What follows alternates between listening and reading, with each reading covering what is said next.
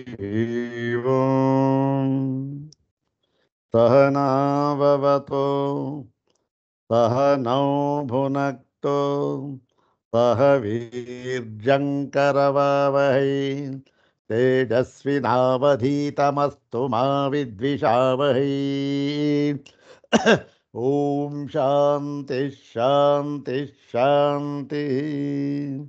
ओम नारायणं पद्मभुवं वसिष्ठं शक्तिं च तत्पुत्रपराशरं च व्यासं शुकं गौडपदं महान्तं गोविन्दयोगीन्द्रमथस्य शिष्यं श्रीशङ्कराचार्यमथस्य पद्मपादं च हस्तामलकं च शिष्यं तं तोटकं वार्तिककारमन्यान् अस्मद्गुरून् सन्ततमानतोऽस्मि। शङ्करं शङ्कराचार्यं केशवं बादरायणं सूत्रभाष्यकृतौ वन्दे भगवन्तौ पुनः पुनः।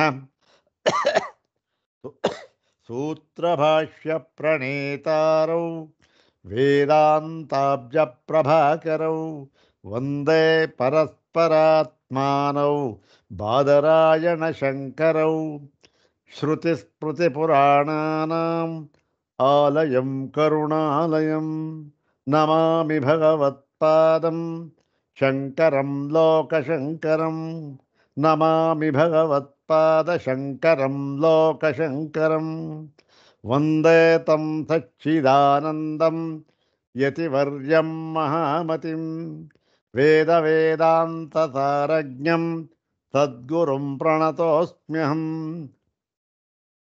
सदाशिवसमारम्भां शङ्कराचार्यमध्यमाम् अस्मदाचार्यपर्यन्तां वन्दे गुरुपरम्पराम्। ॐ नमो ब्रह्मादिभ्यो ब्रह्मविद्यासम्प्रदायकर्तृभ्यो वंशर्षिभ्यो नमो महद्भ्यो नमो गुरुभ्यः। सर्वोपप्लवरहितः प्रज्ञानघनः प्रत्यगर्थो ब्रह्मैवाहमस्मि ब्रह्मैवाहमस्मि। अधीहि भगवो ब्रह्म श्रीमच्छंकर भगवत पूज्यपाद महासद्गुरुभ्यो नमः। श्री श्री सच्चिदानंदेन्द्र सरस्वती सद्गुरुभ्यो नमः।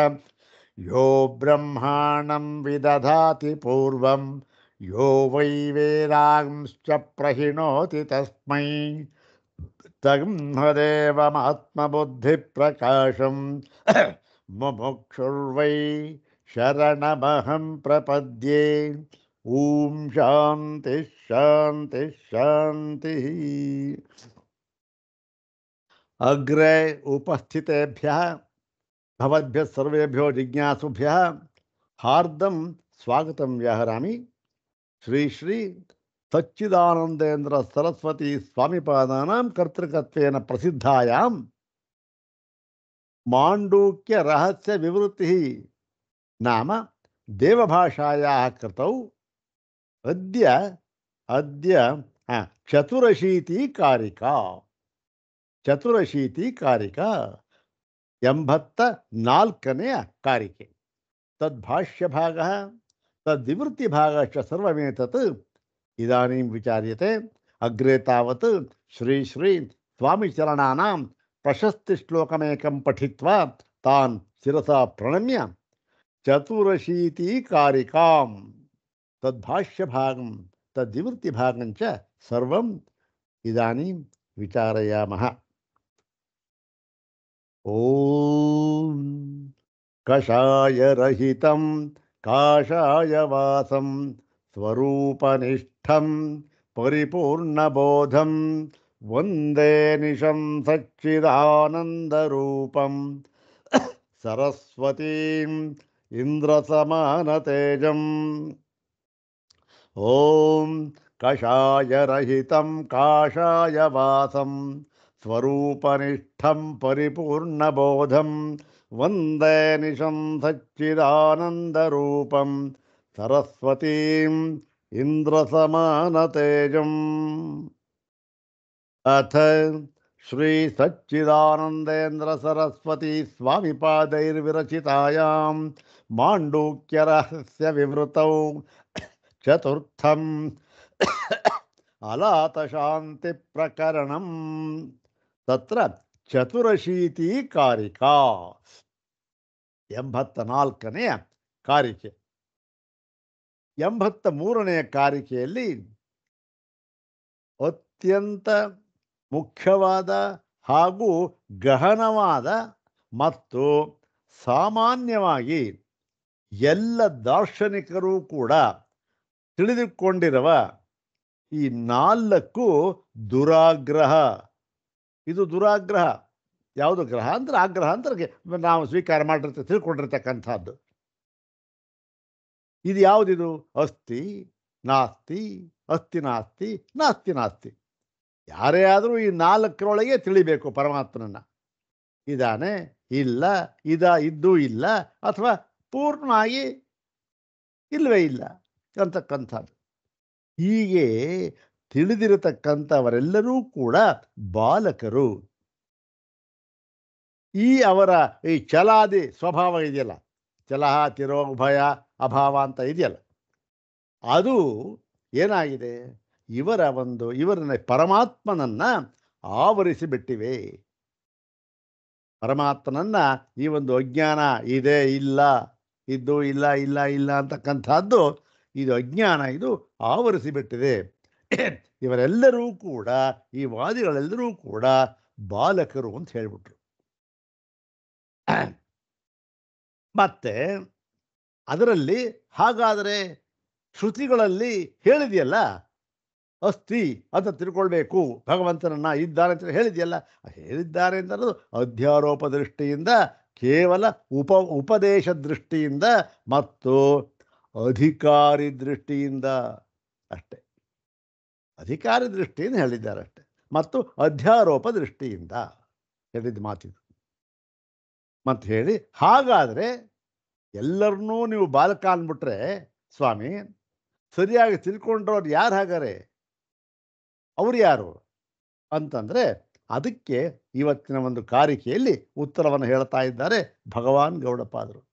ಎಂತಹ ಇದು ಅತ್ಯುತ್ತಮವಾದ ಒಂದು ಉಪದೇಶ ಈ ಭಗವಾನ್ ಗೌಡಪಾದರದು. ಇದು ಸಾಮಾನ್ಯವಾದ ಒಂದು ಜ್ಞಾನ ಇರೋರಿಗೆ ಅಲ್ಲ. ಹಾಗಂತ ಹೇಳಿದ್ರೆ ಯಾರಿಗೂ ಕೋಪ ಬರೋದು ಬೇಡ. ಅಂದರೆ ಇದು ಅತ್ಯುತ್ತಮವಾದ ಅಧಿಕಾರಿಗಳಿಗೆ ಮಾತ್ರ ನೋಡಿ, ಈ ಥರ ಒಂದು ವಿಚಾರವನ್ನು ಯಾರಿಗೆ ಹೇಳಬೇಕು? ಅತ್ಯುತ್ತಮವಾದ ಅಧಿಕಾರಿಗಳಿಗೆ. ನಾವು ಪ್ರತಿನಿತ್ಯ ನೋಡಿ, ನಾಳೆ ಗಣಪತಿ ಹಬ್ಬ ಬಂತು, ಇನ್ನೊಂದು ಬಂತು, ಭೀಮನಮಾಸ, ಏನೋ ಒಂದು ಎಲ್ಲಾದರೂ ಏನು ಮಾಡ್ತಾ ಇದ್ದೇವೆ ನಾವು? ಅಸ್ತಿ ಅಂತ ಇಟ್ಕೊಂಡು ನಾವು ಭಗವಂತನ ಪೂಜೆ ಮಾಡ್ತಾ ಇದ್ದೀವಿ. ಆದರೆ ನಾವು ಕೂಡ ಅಜ್ಞಾನಿಗಳು, ಬಾಲಕರು ಅಂತ ಹೇಳ್ತಾರೆ ಭಗವಾನ್ ಗೌಡಪಾದರು. ನೋಡೋಣ ಈಗ. ಹಾಗಾದರೆ ಈ ಒಂದು 84ನೇ ಕಾರಿಕೆಯಲ್ಲಿ ಹೇಳ್ತಾ ಇದ್ದಾರೆ, ಈ ಒಂದು ಸಂಬಂಧ ವಾಕ್ಯ ಇದೆ, ಅದನ್ನು ಈಗ ಬೇಕಾದ್ರೆ ಹೇಳ್ಕೋಬಹುದು, ಮುಂದೆ ಬೇಕಾದ್ರೆ ಈಗಲೇ ಹೇಳ್ಕೊಳ್ಳೋಣ. 341ನೇ ಭಾಷ್ಯ ಭಾಗ. ಕೀದೃಕ್ ಪುನಃ ಪರಮಾರ್ಥತತ್ವಂ ಯದವಬೋಧಾತ್ ಅಬಾಲಿಶಃ ಪಂಡಿತೋ ಭವತಿ. ಅಲ್ಲ ಸ್ವಾಮಿ, ಪ್ರಪಂಚದಲ್ಲಿ ಒಂದು ವಸ್ತುನ 4 ವಿಧವಾಗಿ ಹೇಳ್ಬೋದು, ಹೌದು ತಾನೆ? ಇದೆ ಅಂತ ಹೇಳಬೇಕು, ಇಲ್ಲ ಇಲ್ಲ ಅಂತ ಹೇಳಬೇಕು, ಇಲ್ಲ ಇದ್ದೂ ಇಲ್ಲ ಅಂತ ಬೇಕಾದ್ರೂ ಹೇಳ್ಬೋದು, ಗೌಣ ಅಂತ ಹೇಳ್ಬೋದು, ಮತ್ತು ಪೂರ್ತಿಯಾಗಿ ಅದು ಇಲ್ಲವೇ ಇಲ್ಲ ಅಂತ ಬೇಕಾದ್ರೂ ಹೇಳ್ಬೋದು. ಈ 4 ಬಿಟ್ಟು ಬೇರೆ ಥರ ಹೇಳೋದಕ್ಕಾಗೋದಿಲ್ಲ. ಹೀಗಿರೋವಾಗ ನೀವು ಹೇಳ್ತಾ ಇರತಕ್ಕಂತಹ ಪರಮಾರ್ಥ ತತ್ವ ಈ 4 ಗುಂಪಿನಲ್ಲೂ ಬರೋದಿಲ್ಲ ಅಂತ ಹೇಳ್ತಾ ಇದ್ದೀರಿ. ಹಾಗಾದರೆ ಇದು ಯಾವ ತತ್ವ ಇದು? ಇದನ್ನ ತಿಳಿದುಕೊಂಡರೆ ಏನಾಗುತ್ತೆ? ಅಬಾಲಿಶಃ, ಯಾರು ಈ ಬಾಲಕರಾಗಿದ್ದಾರೆ, ಅಸ್ಥಿರಾತಿ ಅಂತ ತಿಳ್ಕೊಂಡವರು, ಅವರೇನು ಮಾಡ್ತಾರೆ? ಅವರೂ ಕೂಡ ಪಂಡಿತರಾಗಿ ಬಿಡುತ್ತಾರೆ. ಹೀಗೆ ತಿಳಿದರೆ ಅಂತ ಹೇಳಿದ್ರಲ್ಲ, ಅದು ಯಾವುದು ಸ್ವಾಮಿ? ಅದು ಈ 4 ಇಲ್ಲದೆ ಇರತಕ್ಕಂಥದ್ದು ಯಾವುದದು ಅಂತ ಕೇಳ್ತಾ ಇದ್ದಾನೆ ಜಿಜ್ಞಾಸು. ಅದಕ್ಕೆ ಆಹಾ ಭಗವಾನ್ ಗೌಡಪಾದ. ಅದಕ್ಕೋಸ್ಕರ ಈ ಒಂದು 84ನೇ ಕಾರಿಕೆಯಪ್ಪ ಹೇಳ್ತೇವೆ ಕೇಳು ಅಂತ ಹೇಳಿ ಹೇಳ್ತಾ ಇದ್ದಾರೆ. ಓಂ ಕೋಟ್ಯಶ್ಚತಸ್ರಯೇತಾಸ್ತು ಗ್ರಹೈರ್ಯಾಸಾಂ ಸದಾವೃತಃ ಭಗವಾನಾಭಿರಸ್ಪೃಷ್ಟೋ ಯೇನ ದೃಷ್ಟಃ ಸ ಸರ್ವದೃಕ್. ಓಂ ಕೋಟ್ಯಶ್ಚತಸ್ರಯೇತಾಸ್ತು ಗ್ರಹೈರ್ಯಾಸಾಂ ಸದಾವೃತಃ ಭಗವಾನಾಭಿರಸ್ಪೃಷ್ಟೋ ಯೇನ ದೃಷ್ಟಃ ಸ ಸರ್ವದೃಕ್. ಕೋಟ್ಯಃ ಚತಸ್ರಃ ಏತಾಃ ತು ಗ್ರಹೈಃ ಯಾಸಾಂ ತದಾ ಆವೃತಃ ಭಗವಾನ್ ಆಭಿಃ ಅಸ್ಪೃಷ್ಟಃ ಯೇನ ದೃಷ್ಟಃ ಸಹ ಸರ್ವದೃಕ್. ಇದು ಪದಗಳ ಒಂದು ವಿಭಾಗ ಕ್ರಮ. ಇದರಲ್ಲಿ ಕೆಲವು ಪದಗಳ ಸೇರಿಸ್ಕೊಂಡು ನಾವು ಅನ್ವಯ ಮಾಡ್ಕೊಳ್ಳೋಣ, ನೋಡೋಣ. ಏತಾಹ, ಏತಾಹ ಅಂತಕ್ಕಂಥದ್ದು ಏನು? ಸ್ತ್ರೀಲಿಂಗ ರೂಪ. ಏತತ್ ಶಬ್ದದ ಸ್ತ್ರೀಲಿಂಗ ರೂಪ. ಏಷಾ ಏತೆ ಏತಾಹ. ಸ್ತ್ರೀಲಿಂಗ ಯಾಕೆ ಬಂತು? ಇಲ್ಲಿ ಕೋಟಿ ಅಂತ ಬಂದಿದೆಯಲ್ಲ, ಆ ಕೋಟಿ ಅಂತಕ್ಕಂಥದ್ದು ಸ್ತ್ರೀಲಿಂಗ ಶಬ್ದ. ಆದ್ದರಿಂದ ಏತಾಹ ಪೂರ್ವೋಕ್ತಾಹ ಅಂತ ಅರ್ಥ. ಅಂದರೆ ಈ ಹಿಂದೆ ಹೇಳಿದ ಯಾವುದು ಅಸ್ತಿ ನಾಸ್ತಿ ಅಂತ ಹೇಳಿದ್ರಲ್ಲ ಅವು, ಈ ಹಿಂದೆ ಹೇಳಿದ ಏತಾಹ ಪೂರ್ವೋಕ್ತಾಹ ಚತಸ್ರಃ ಕೋಟ್ಯ. ಈ 4 ಕೋಟೆಗಳಿವು. ಕೋಟಿಗಳು, ಕೋಟೆ ಬೇಡ, ಕೋಟಿಗಳು. ಏನು ಕೋಟಿ ಅಂತಂದರೆ? ಕೋಟಿ ಅಂತಂದರೆ ಇದೆ ಆವರಣ. ಭಗವಂತನನ್ನು ಆವರಿಸಿಬಿಟ್ಟಿದೆ ಈ ತಿಳುವಳಿಕೆಗಳು. ಯಾವುದು? ಈ 4 ತಿಳುವಳಿಕೆಗಳು. ಹೀಗೆ ಭಗವಂತನನ್ನು ಆವರಿಸಿಬಿಟ್ಟಿರ್ತಕ್ಕಂಥದ್ದು ಯಾವುದು? ಹಿಂದೆ ಹೇಳಿದ ಈ 4 ಕೋಟಿಗಳು, ಅಸ್ತಿ ನಾಸ್ತಿ ಮುಂತಾದವುಗಳು. ಮತ್ತು ಯಾಸಾಂ ಗ್ರಹೈ, ಯಾಸಾಂ ಕೋಟೀನಾಂ ಗ್ರಹೈ ಅಂದರೆ ಯಾವ ಈ ಆವರಣದ ಒಂದು ಗ್ರಹಿಕೆಯಿಂದ, ಈ ಆವರಣ ಇದೆಯಲ್ಲ ಯಾವುದು ಅಸ್ತಿ ನಾಸ್ತಿ ಇವೆಲ್ಲ, ಇದನ್ನು ತಿಳಿಯುವುದರಿಂದ, ಹೀಗೆ ಪರಮಾತ್ಮನ ಹೀಗೆ ಅಸ್ತಿ ನಾಸ್ತಿ ತಿಳಿಯುವುದರಿಂದ ಏನಾಗುತ್ತೆ? ಯಾಸಾಂ ಕೋಟಿನ, ಯಾವ ಈ ಒಂದು ಕೋಟಿ ಇದೆಯಲ್ಲ ಅದನ್ನು ತಿಳಿಯುವುದರಿಂದ ಅಯಂ ಆತ್ಮ, ಇದು ಸೇರಿಸ್ಕೊಬೇಕು. ಅಯಂ ಆತ್ಮ, ಈ ಆತ್ಮನು ಸದಾ ಆವೃತ. ಇವನೇನಾಗಿದ್ದಾನೆ? ಎಲ್ಲ ಕಾಲದಲ್ಲಿಯೂ ಕೂಡ ಇವನು ಆವೃತನಾಗಿ ಬಿಟ್ಟಿದ್ದಾನೆ. ಯಾವುದರಿಂದ? ಇದೆ ಅಂತ ತಿಳ್ಕೊಂಡ್ರೂ ಕೂಡ ಅದು ಆವರಣ. ಅದು ತಪ್ಪು. ಇಲ್ಲ ಅಂದ್ರೂ ತಪ್ಪು, ಇದೇ ಇಲ್ಲ ಅಂದ್ರೂ ತಪ್ಪು, ಇಲ್ಲ ಇಲ್ಲ ಅಂದ್ರಂತೂ ಇಲ್ಲವೇ ಇಲ್ಲ. ಹೀಗೆ ಈ ಒಂದು ತಿಳುವಳಿಕೆಯುಳ್ಳವರು, ಅವರು ಬಾಲಕರು, ಅವರೇನವರು? ಇವರ ಒಂದು ಈ ಬುದ್ಧಿಯಿಂದ, ಯಾವ ಬುದ್ಧಿ? ಈ ಒಂದು ಅಸ್ಥಿನಾಸ್ತಿ ಇದೆಯಲ್ಲ ಆ ಬುದ್ಧಿಯಿಂದ ಭಗವಂತ ಏನಾಗಿದ್ದಾನೆ? ಸದಾ ಆವೃತ. ಸದಾ ಅಂದ್ರೇನು? ಎಲ್ಲಿಯವರೆಗೆ ಈ ಒಂದು 4 ಕೋಟಿಗಳಿದೆಯಲ್ಲ ಅಸ್ಥಿನಾಸ್ತಿ ಅಂತಕ್ಕಂಥದ್ದು, ಅದಕ್ಕೆ ಬದ್ಧನಾಗಿದ್ದಾನೋ, ಭಗವಂತನನ್ನು ಇದು ಅಂತ ತಿಳ್ಕೊಂಡಿದ್ದಾನೋ, ಅಸ್ಥಿ ಅಂತಲಾಗಲಿ ನಾಸ್ತಿ ಅಂತ ತಿಳ್ಕೊಂಡಿದ್ದಾನೋ, ಅಲ್ಲಿಯವರೆಗೂ ಕೂಡ ಏನಾಗಿದ್ದಾನೆ? ಆ ಭಗವಂತನು ಇವರಿಂದ ಆವರಿಸಲ್ಪಟ್ಟಿರುತ್ತಾನೆ. ಅವನು ಪೂರ್ಣ ಗೋಚರ ಆಗೋದಿಲ್ಲ. ಇವಾಗ ಮೇಘಚ್ಛನ್ನ ಸೂರ್ಯ, ಮೇಘಚ್ಛನ್ನನಾದ ಸೂರ್ಯ ಏನಾಗಿದೆ? ನಮ್ಗೆ ಕಾಣಿಸೋದಿಲ್ಲ. ಯಾಕೆ ಅಂದರೆ ಈ ಮೋಡ ಆವರಿಸಿಬಿಟ್ಟಿದೆ. ಹಾಗೆ ನಮಗೆ ಭಗವಂತನ ಸ್ವರೂಪ ಕಾಣ್ತಾ ಇಲ್ಲ, ಇದು ಆವರಿಸ್ಬಿಟ್ಟಿದೆ. ಸದಾ ಆವೃತ. ತು ಆದರೆ ಏನಾಗಿದೆ? ಸಹ ಭಗವಾನ್, ಆ ಭಗವಂತನು ಆಭಿ, ಆಭಿ ಅಂತಕ್ಕಂಥದ್ದು ಸ್ತ್ರೀಲಿಂಗ ರೂಪ. ತೃತೀಯ ವಿಭಕ್ತಿ ಬಹುವಚನದ ರೂಪ. ಅನಯ ಆಭ್ಯಾಂ ಆಭಿ ಅಂತಕ್ಕಂಥದ್ದು. ಆಭಿ ಚತುಸ್ರಭಿ ಕೋಟಿಭಿ ಅಂತ ಸೇರಿಸ್ಕೋಬೇಕು. ಅಂದರೆ ಈ ಆಭಿ, ಈ 4 ಕೋಟಿಗಳಿಂದ ಭಗವಂತ ಏನಾಗಿದ್ದಾನೆ ಗೊತ್ತು? ನಿಜವಾಗಿಯೂ ಕೂಡ ಅಸ್ಪೃಷ್ಟ ಭವತಿ. ಏನೂ ಇಲ್ಲ. ಇವಾಗ ಮೋಡ ಮುಚ್ಕೊಂಡಿದೆ. ಸೂರ್ಯ ಇರ್ತಕ್ಕಂಥದ್ದು ಎಷ್ಟು? 93,100,000 ಮೈಲಿ ಆಚೆ. ಆದರೆ ಎಕ್ಕಷ್ಟು ಮೋಡ ಇರ್ತಕ್ಕಂಥದ್ದು ಎಲ್ಲಿ? ಇದು ಕೇವಲ 5 ಮೈಲಿ ಇರ್ಬೋದು, 4 ಮೈಲಿ ಅಷ್ಟೇ. ಅದಕ್ಕೆ ಎಲ್ಲಿಗೆ ಹೌದಾನೆ? ಆದರೂ ಕೂಡ ಏನಾಗಿದೆ? ಆವರಿಸಿಬಿಟ್ಟಿದೆ ಇದು. ಅದಕ್ಕೆಲ್ಲಿ ಯಾವತ್ತಿಗೂ ಕೂಡ ಈ ಒಂದು ಮೋಡದಿಂದ ಸೂರ್ಯನಿಗೆ ಯಾವ ವಿಧವಾದ ಪರಿಣಾಮವೂ ಇಲ್ಲ, ಏನಿಲ್ಲ. ಹಾಗೆ ಈ ಭಗವಂತನೂ ಕೂಡ ಈ 4 ಕೋಟಿಗಳಿಂದ ಏನಾಗುತ್ತೆ, ಅಸ್ಪೃಷ್ಟ ಭವತಿ, ಇದರ ಸಂಬಂಧವೇ ಅವನಿಗಿರುವುದಿಲ್ಲ. ಈ ಮೋಡ ಕುಣಿದಾಡ್ಕೊಳತ್ತೆ, ಸ್ವಲ್ಪ ಗಾಳಿ ಬೀಸಿದ್ರೆ ಹೊರಟೋಗುತ್ತೆ ಆ ಕಡೆಗಷ್ಟೆ. ಇಷ್ಟೇ ಇದರ ಒಂದು ಲಕ್ಷಣ. ಆದರೆ ಸೂರ್ಯ ಸ್ಥಿರವಾಗಿ ಯಾವಾಗಲೂ ಕೂಡ ಯಾವ ವಿಕಾರಕ್ಕೂ ಒಳಗಾಗದೆ, ಅವನು ಮಸ್ಕಾಗೋದೂ ಇಲ್ಲ, ಪ್ರಕಾಶಮಾನನಾಗೋದು ಏನೂ ಇಲ್ಲ. ಮಸ್ಕು ಪ್ರಕಾಶಮಾನ ಅಂತ ಯಾವಾಗ ಹೇಳ್ತೇವೆ? ಮೋಡಗಳ ಬಂದು ಮರೆಯಾದಾಗ ಹೇಳ್ತೇವೆ ಅಷ್ಟೇ ನಾವು. ಹಾಗೆ ಅಸ್ಪೃಷ್ಟ ಭವತಿ, ಇವನು ಯಾವತ್ತಿಗೂ ಕೂಡ ಇವನು ಅಸ್ಪೃಷ್ಟನೇ ಆ ಕೋಟಿಗಳಿಂದ ಅಂದ್ಬಿಟ್ಟು, ಏನದು ಇಂತಹ ಭಗವಂತನನ್ನ ಅಂದರೆ ಈ 4 ಕೋಟಿಗಳಿಂದ ಇದು ಈ ಆವರಣ ಇದೆಯಲ್ಲ, ಆವರಣದಿಂದ ಬಿಡಿಸಲ್ಪಟ್ಟವನಾಗಿದ್ದಾನೆ.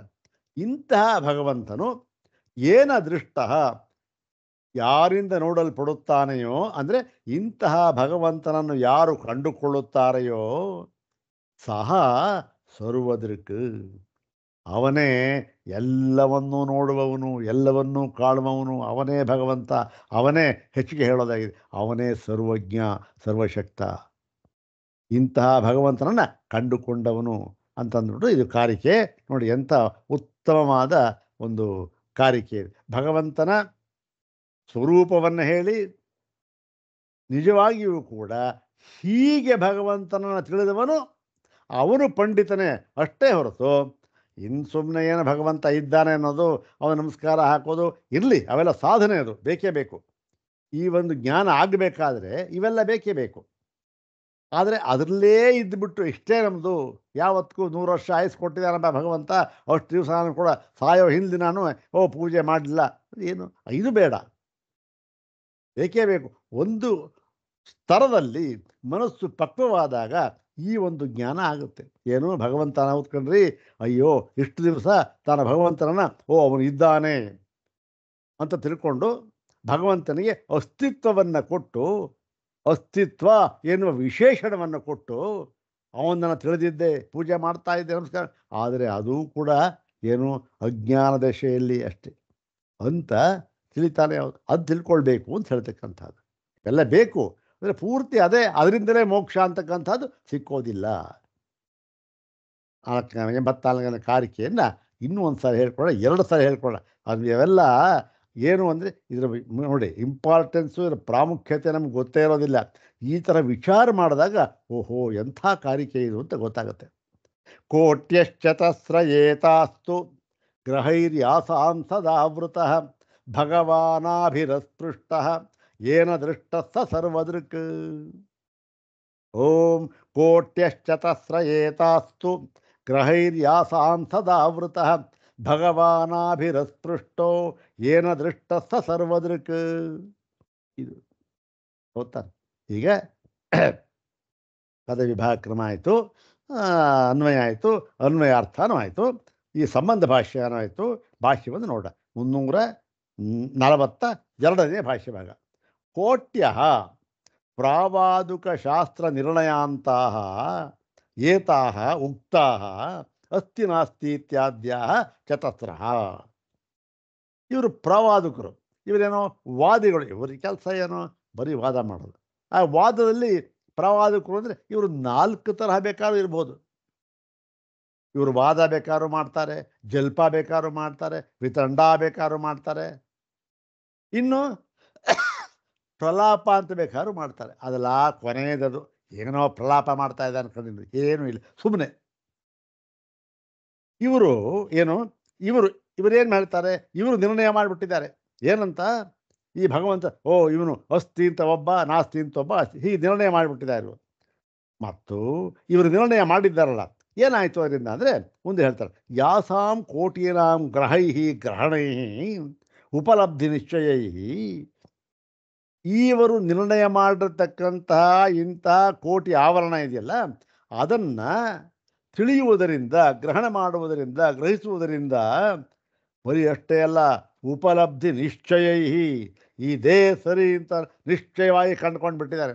ಭಗವಂತನನ್ನ ಅಸ್ತಿ, ಭಗವಂತನಿಗೆ ಅಸ್ತಿತ್ವನ ವಿಶೇಷಣವೇ ಸರಿ, ಭಗವಂತ ಇದ್ದೇ ಇದ್ದಾನೆ ಅಂತ ಹೇಳೋದೊಬ್ಬ.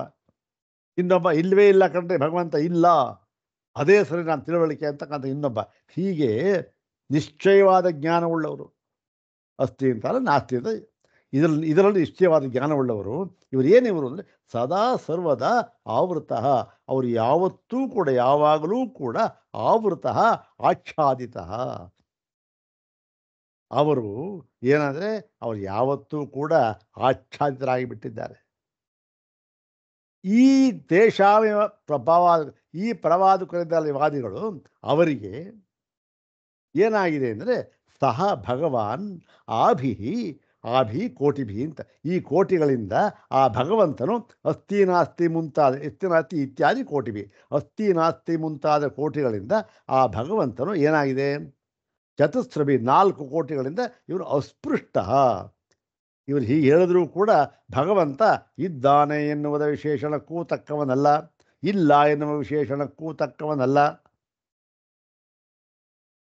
ಜ್ಞೇಯಂ ಯತ್ತತ್ ಪ್ರವಕ್ಷ್ಯಾಮಿ ಯಜ್ಞಾತ್ವ ಅಮೃತಮಶ್ನುತೆ ಅನಾದಿಮತ್ಪರಂ ಬ್ರಹ್ಮ ನ ಸತ್ತನ್ನಾಸದುಚ್ಯತೆ. ಭಗವಂತನ ವಾಕ್ಯ ಹೋಗ್ತಾನೆ. ಅದೇ ರೀತಿ ಈ ಒಂದು ಹೀಗಾಗಿದ್ದರೂ ಕೂಡ ಈ 4 ಅಸ್ತ್ಯಾದಿ ವಿಕಲ್ಪನಾ ವರ್ಜಿತ ವರ್ಜಿತ ಕಃ ಅರ್ಜಿತ ಸಹ ಭಗವಾನ್ ಇತ್ಯರ್ಥ. ಈ ಅಸ್ತ್ಯಾದಿ ಅಸ್ಥಿಯೇ ಮುಂತಾದ ವಿಕಲ್ಪನೆಗಳಿಂದ ಈ ಭಗವಂತನು ಯಾವತ್ತೂ ಕೂಡ ಸ್ಪೃಷ್ಟನಾಗುವುದಿಲ್ಲ. ಈ ಅಜ್ಞಾನ ಅವನು ಮುಟ್ಟೋದೂ ಇಲ್ಲ. ಅವನಿಗೆ ಇದರಿಂದ ಯಾವ ಬಾಧಕವಾಗಲಿ ಸಾಧಕವಾಗಲಿ ಏನೂ ಇಲ್ಲ. ಅವನು ನಿರ್ಲಿಪ್ತ. ಇವ್ರು ನಿರ್ಲಿಪ್ತ ಅಂದರೆ ಲೇಪ ಅಂಟೋದು, ಇದು ಯಾವುದ್ರ ಅಂಟೂ ಇಲ್ಲ. ಅವನು ನಿರ್ಲಿಪ್ತ ಕೇವಲ ಅವನು.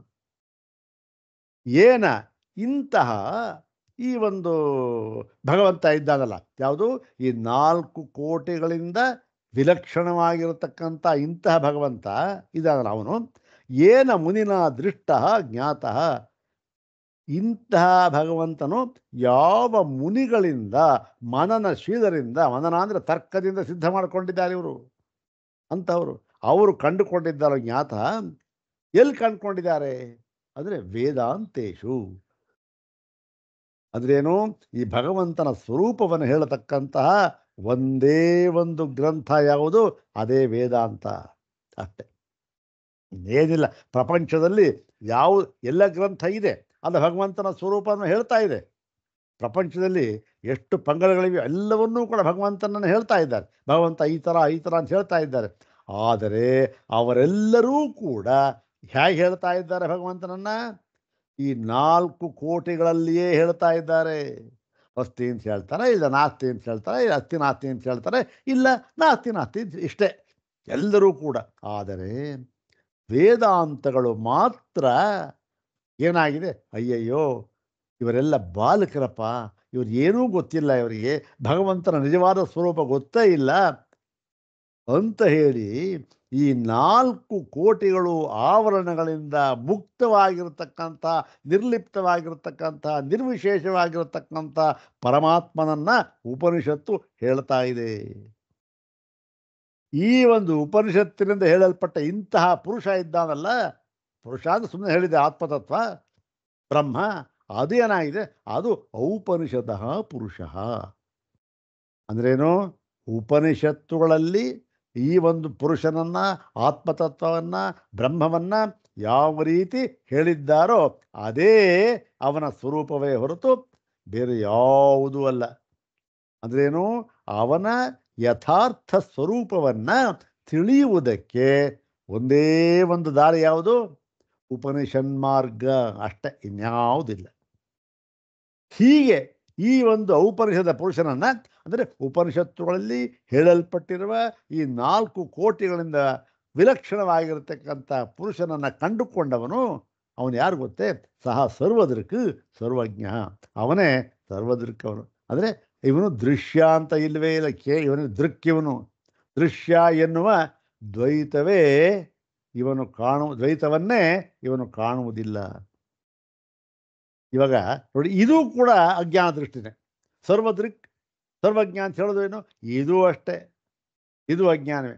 ಯಾವಾಗ ದೃಶ್ಯವಾದ ಪದಾರ್ಥ, ದ್ವೈತ ಪದಾರ್ಥ ಯಾವುದೂ ಇಲ್ಲ ಅಂತ ಆಗುತ್ತೋ, ಇರ್ತಕ್ಕಂಥದ್ದು ಒಂದೇ ಒಂದಾಗುತ್ತೋ, ಆಗ ದೃಕ್ ಅಂತ ಯಾರು ಹೇಳಬೇಕು? ದೃಕ್ ಅಂದ್ರೆ ಏನು? ದೃಶ್ಯವನ್ನು ಯಾರು ನೋಡುತ್ತಾನೆಯೋ ಅವನು ದೃಕ್. ಅಯ್ಯೋ, ನೋಡೋದಕ್ಕೆ ದೃಶ್ಯವೇ ಇಲ್ವಲ್ಲ ಸ್ವಾಮಿ, ಇನ್ನು ನಾವು ದೃಕ್ ಅಂತ ಹೇಗೆ ಹೇಳೋದು? ಹೌದ್ ತಾನೆ? ಆದ್ದರಿಂದ ದೃಕ್ ಅಂತ ಹೇಳೋದು ಕೂಡ ಅಜ್ಞಾನವೇ, ಸರ್ವಜ್ಞ ಅಂತ ಹೇಳೋದು ಅಜ್ಞಾನವೇ. ಮತ್ತೇನು ಮಾಡಿ, ವಿಧಿ ಇಲ್ಲ, ಹೇಳಬೇಕಲ್ಲ. ಈ ಒಂದು ಜ್ಞಾನವಾದಾಗ ಈಗ ನನಗೆ ಅಯ್ಯಯ್ಯೋ ಸರ್ವ ದೃಕ್ ಅಂತ ಹೇಳೋದು ಅಜ್ಞಾನವೇ. ಎಲ್ಲಿ ಎಂಥ ಅಜ್ಞಾನ ಇದು? ಆ ಕೋಟಿ ಇತ್ತಲ್ಲ, ಅಸ್ತಿ ನಾಸ್ತಿ, ಇದನ್ನು ತಿಳಿದವನು ಬಾಲಕ ಅಂತೆಲ್ಲ ಹೇಳಿದ್ರಲ್ಲ, ಅಷ್ಟೇ ಬಾಲಕ ಇವನು ಕೂಡ. ಯಾರು? ಪರಮಾತ್ಮನನ್ನ ಸರ್ವದೃಕ್ಕಾಗಿದ್ದಾನೆ, ಪರಮಾತ್ಮನ ಸರ್ವಜ್ಞನಾಗಿದ್ದಾನೆ, ಹೀಗೆ ತಿಳಿಯೋದಿದೆಯಲ್ಲ, ಇವನು ಕೂಡ ಅಷ್ಟೇ, ಅವರಷ್ಟೇ ಬಾಲಿಶ ಸ್ವಭಾವವುಳ್ಳವನು. ಇವನೇನು ಹೆಚ್ಚು ಆದರೆ ಏನಾಗಿದೆ, ಇವನಿಗೆ ಗೊತ್ತು ಇವನದ್ದು ಯಾವುದದು. ಇವನು ಕಲ್ಪಿತ ಸಂವೃತ್ತಿಯಿಂದ ಹೇಳಿದ ಮಾತು ಇದು. ಗೌಡಪಾದರ ಒಂದು ಟೆಕ್ನಿಕಲ್ ವರ್ಡು, ಇದನ್ನು ಇಲ್ಲೆಲ್ಲೂ ಹೇಳಿಲ್ಲ ಬೇರೆ ಕಡೆ. ಕಲ್ಪಿತ ಸಂವೃತ್ತಿ ಅವನು ಹೇಳ್ತಾ ಇರ್ತಕ್ಕಂಥದ್ದಷ್ಟೇ. ಅವನಿಗೂ ಗೊತ್ತು, ಅಯ್ಯಯ್ಯೋ ಸರ್ವಜ್ಞ ಅಂತ ಹೇಳಿದ್ರು ತಪ್ಪು, ಸರ್ವದೃಕ್ ಅಂತ ಹೇಳಿದ್ರು ತಪ್ಪು, ಏನಂತ ಹೇಳಿದ್ರು ತಪ್ಪು, ಬಾಯಿ ಬಿಟ್ಟರು ತಪ್ಪು, ಅಥವಾ ಕೈಯಿಂದ ಹಿಂಗೆ ಬೆಟ್ಟು ಮಾಡಿ ತೋರಿಸಿದ್ರು ತಪ್ಪು, ಕಣ್ಣುಗಳಿಗೆ ಸನ್ನೆ ಮಾಡಿ ತೋರಿಸಿದ್ರು ತಪ್ಪು. ಅಯ್ಯಯ್ಯೋ, ಏನು ಮಾಡೋಕ್ಕಾಗೋದು? ಇಂತಹ ಪರಮಾತ್ಮನನ್ನ ಅನುಭವಕ್ಕೆ ತಂದುಕೊಂಡರೆ ಮಾತ್ರ ಅವ್ರು ಏನು ಹೇಳ್ಬೇಕು, ಅದೇ ಹೇಳಿದ್ರೆ ಏನೋ ತಪ್ಪಾಗ್ಬಿಡ್ತಾವೆ ಅಷ್ಟೆ. ಅವನೇ ಬ್ರಹ್ಮ. ತೈತಿರಿಯರು ಬಂದಿರ್ತಾರ, ಬ್ರಹ್ಮವೇದ ಬ್ರಹ್ಮೈವ ಭವತಿ, ಸಯೋಹ ವೈ ತತ್ಪರಮಂ ಬ್ರಹ್ಮವೇದ ಬ್ರಹ್ಮೈವ ಭವತಿ, ನಾಸ್ಯ ಬ್ರಹ್ಮವಿತ್ಕುಲೇ ಭವತಿ, ತರತಿ ಶೋಕಂ ತರತಿ ಪಾಪ್ಮಾನಂ, ಗುಹಾಗ್ರಂಥಿಭ್ಯೋ ವಿಮುಕ್ತೋ ಅಮೃತೋ ಭವತಿ. ಮುಂಡಕ. ಇದು ಭಾಷ್ಯ ಭಾಗ. ಇನ್ನು ಈ ವಿವೃತ್ತಿ ಭಾಗದಲ್ಲೂ ಏನು ಅದನ್ನು ಜಾಸ್ತಿ ಏನಿಲ್ಲ, ಅದನ್ನೇ ವಿವರಣೆ ಕೊಟ್ಟಿದ್ದಾರೆ. ಇಲ್ಲಿ ರಹಸ್ಯ ಏನು ಇಲ್ಲ. ಅಸ್ತ್ಯಾದಿ ಚತುಷ್ಕೋಟಿ ವರ್ಜಿತ ಪರಮಾತ್ಮ. ಅಸ್ಥಿಯೇ ಮುಂತಾದ 4 ಆವರಣಗಳಿಂದ ದೂರವಾಗಿರ್ತಕ್ಕಂಥವನು, ಅದರಿಂದ ಬೇರಾಗಿರ್ತಕ್ಕಂಥವನು ಪರಮಾತ್ಮ ಅಂಥೇಳಿ ಹೀದೃಕ್ ಪುನಃ ಇದೆಲ್ಲ ಅದೇ ವಾಕ್ಯ ಹೇಳಿದ್ದಾರೆ, ಓದ್ಕೊಂಡು ಹೋಗ್ತೀರ ಪರವಾಗಿಲ್ಲ. ಹೀದೃಕ್ ಪುನಃ ಪರಮಾರ್ಥತತ್ವಂ ಯದವಬೋಧಾತ್ ಅಬಾಲಿಶಃ ಪಂಡಿತೋ ಭವತಿ. ಆ ಪರಮಾರ್ಥ ತತ್ವ ಯಾವ ಸ್ವಾಮಿ? ಯಾವುದನ್ನು ತಿಳಿದರೆ ಬಾಲಕನೂ ಕೂಡ ಪಂಡಿತನಾಗಿ ಬಿಡುತ್ತಾನೆ ಅಂತ ಹೇಳಿದ್ರಲ್ಲ, ಅದು ಯಾವುದದು? ಆಹ ಏತಾಹ ಉಕ್ತಃ ಚತಸ್ರಃ ಕೋಟ್ಯಃ ಪ್ರವಾದುಕ ಶಾಸ್ತ್ರ ನಿರ್ಣಯಾಂತಹ ಅಸ್ತಿ ನಾಸ್ತಿ ಇತ್ಯಾದಿ ಅಸ್ತಿ ನಾಸ್ತಿ ಇತ್ಯಾದಿ ಚಲ ಆದಿ ಸ್ವಭಾವಗ್ರಸ್ತ.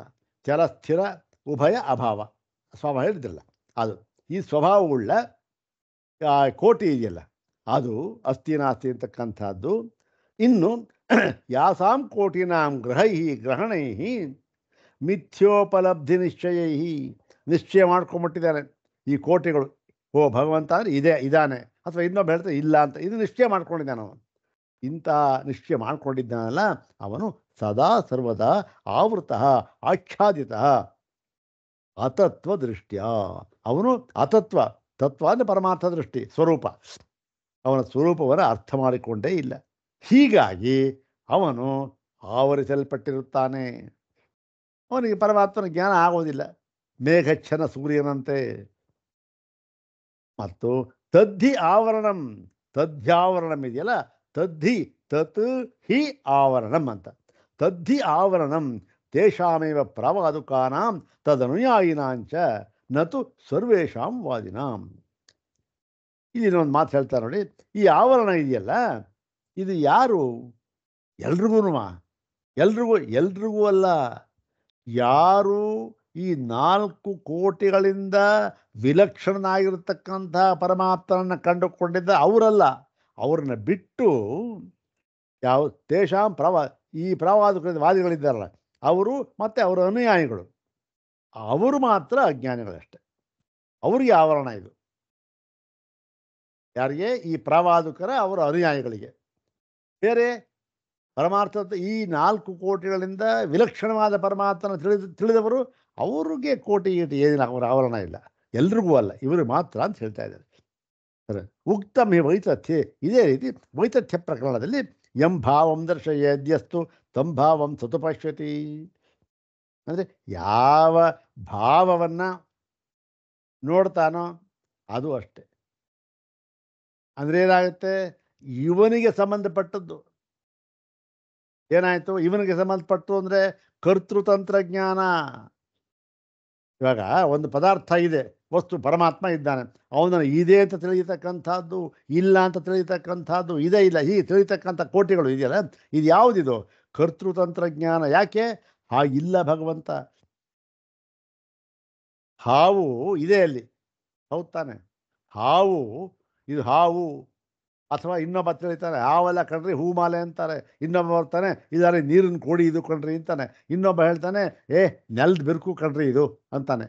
ಈ ವಿಕಲ್ಪ ಇದೆಯಲ್ಲ, ಇವರು ಇವರೆಲ್ಲ ಏನು, ಇವ್ರ ಭಾವನೆಗಳಿಗೆ ಇವನ ಭಾವ ಬಂತು, ಅವ್ನ ಮಾಲೆಯಿಂದ, ಇನ್ನೊಬ್ಬ ಹಾವು ಅಂತ ಇನ್ನೊಬ್ಬ ಕೋಟಿ. ಅಂದ್ರೇನು? ಕರ್ತೃತಂತ್ರವಾದ ಜ್ಞಾನ ಇವೆಲ್ಲ. ಅವನು ಹೇಗೆ ತೋರುತ್ತೋ ಹಾಗೆ ಹೇಳ್ತಾನೆ. ಆದರೆ ವಸ್ತುತಂತ್ರಜ್ಞಾನ ಯಾವುದು? ಈ ಕೋಟಿಗಳಿಂದ ವಿಲಕ್ಷಣವಾಗಿರತಕ್ಕಂತಹ ಪರಮಾತ್ಮನ ಜ್ಞಾನ ಏನಿದೆ ಅದು ವಸ್ತುತಂತ್ರಜ್ಞಾನ. ಅದನ್ನು ಉಪನಿಷತ್ತಿನಲ್ಲಿ ಹೇಳಿರತಕ್ಕಂಥದ್ದು ಇದು. ಮತ್ತು ವೈತಥ್ಯ ಇತಿ ನತು ವಸ್ತು ಸ್ಪರ್ಶಿ ತದಾವರಣಂ. ಈ ಆವರಣ ಇದೆಯಲ್ಲ ಕೋಟಿ, ಅದು ವಸ್ತು ಸ್ಪರ್ಶಿ. ವಸ್ತುವನ್ನು ಯಾವತ್ತಿಗೂ ಕೂಡ ಮುಟ್ಟುವುದಕ್ಕೆ ಆಗುವುದಿಲ್ಲ. ಈ ಆವರಣ ಇದೆಯಲ್ಲ ನೋಡಿ, ಸೂರ್ಯ ಇದ್ದಾನೆ, ಮೇಘ ಇದೆ, ಏನಾದರೂ ಕೂಡ ಈ ಮೇಘಗಳು ಯಾವುದು? ಶೈತ್ಯ ಸ್ವಭಾವ, ಮಳೆ ಸುರತಕ್ಕಂಥದ್ದು ಮೇಘಗಳು.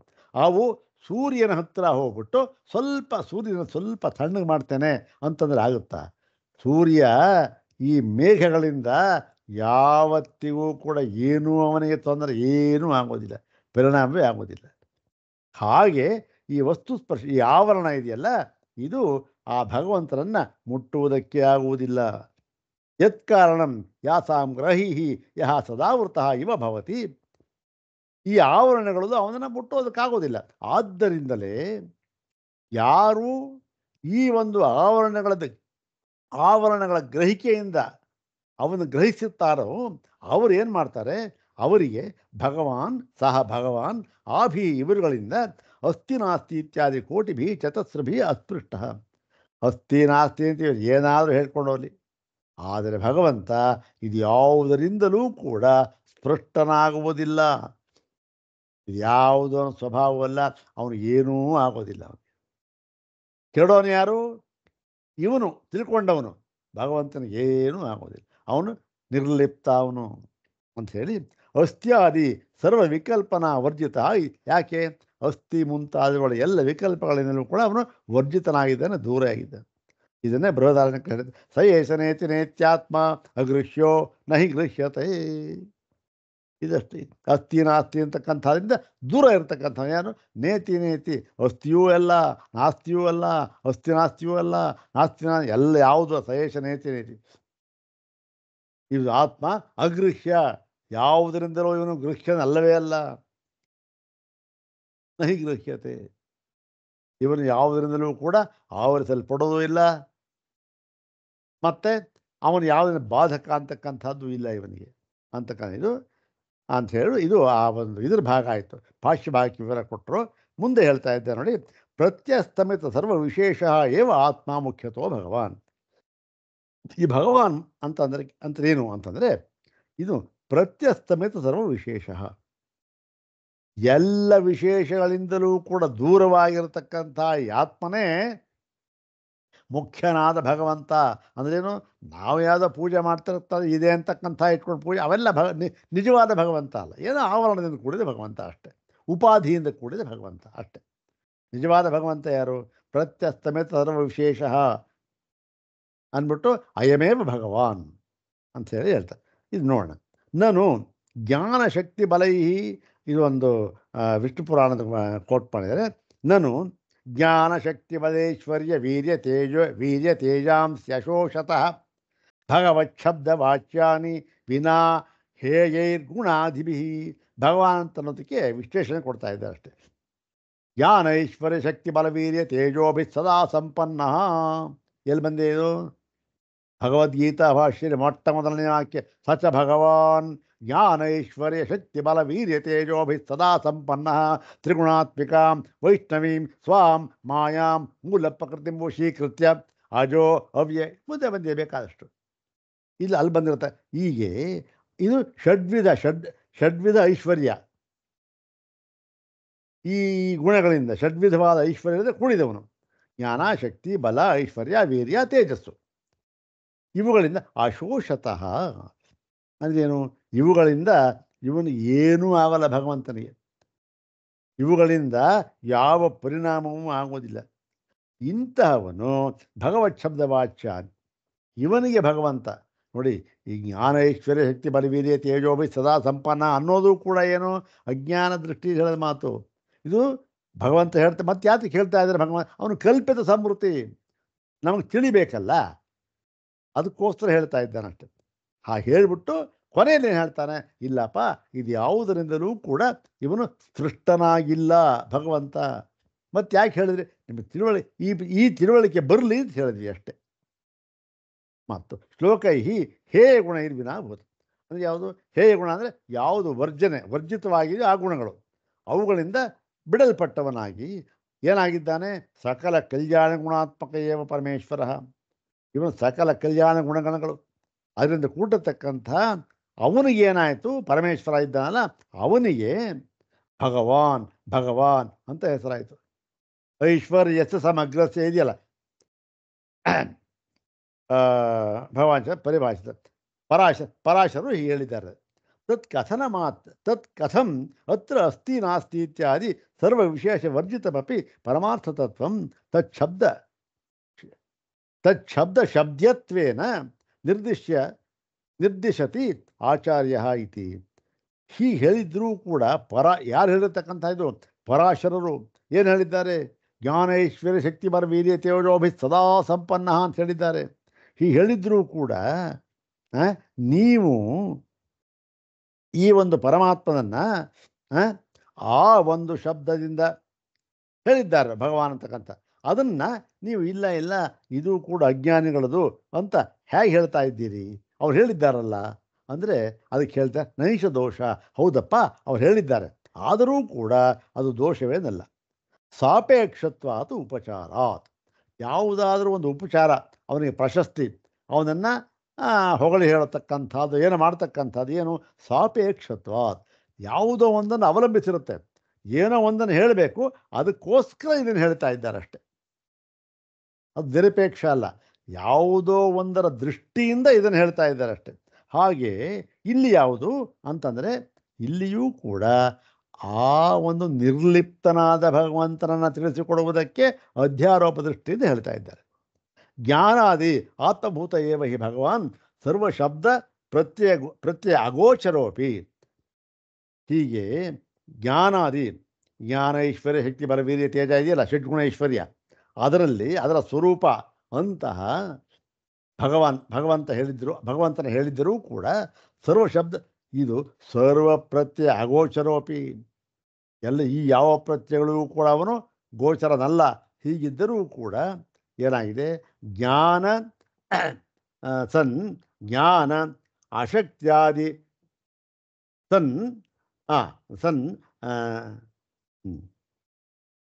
ನ ಜ್ಞಾನ ಅಶಕ್ಯತ್ವಾದಿ ವಿಶಿಷ್ಟ ಸಂಸಾರಿ ಜೀವಾಪೇಕ್ಷೆಯ.